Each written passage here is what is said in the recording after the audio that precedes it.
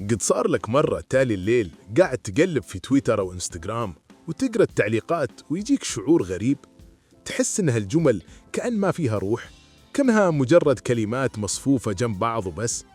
أو شفت بوست ما له أي معنى بس عليه آلاف اللايكات والكومنتات وكلهم كاتبين روعة أو great post أو حاطين إيموجي نار.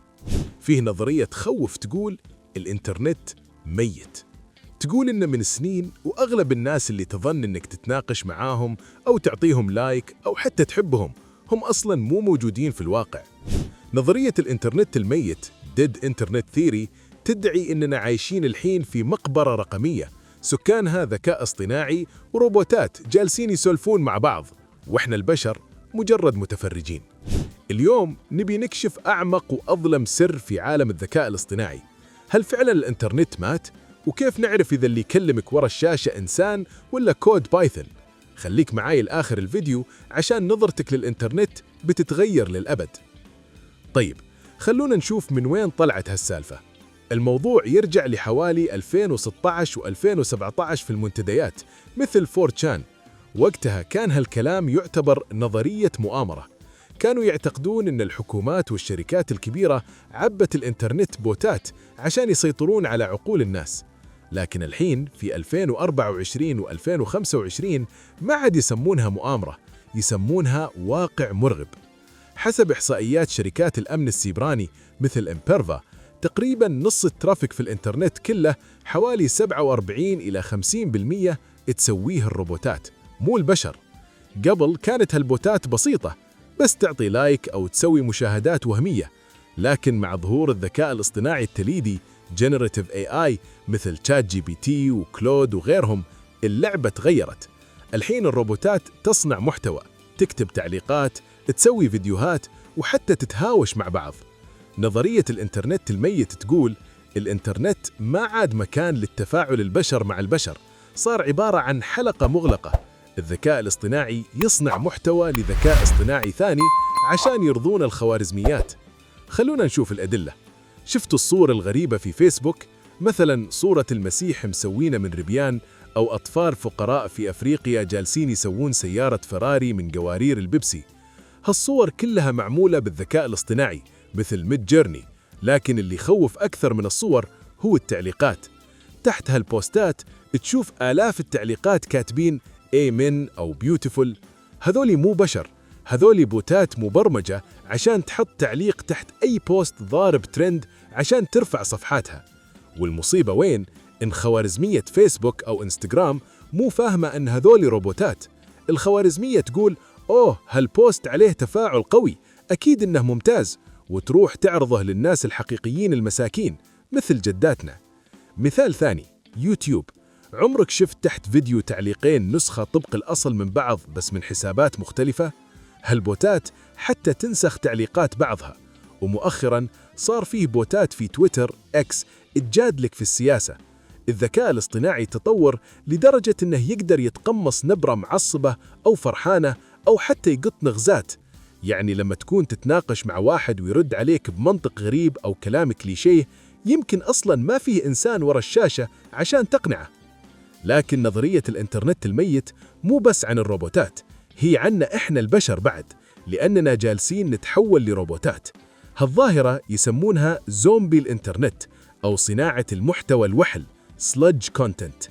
ولأن الخوارزميات تحب المحتوى الكثير والسريع، صناع المحتوى حتى البشر بدأوا يستخدمون الذكاء الاصطناعي للإنتاج بكميات ضخمة. الحين عندنا مواقع أخبار تنشر 10,000 مقال يومياً، كلها مكتوبة بالذكاء الاصطناعي، وفيديوهات يوتيوب أو تيك توك النص والصوت والصورة كلها ذكاء اصطناعي بالكامل.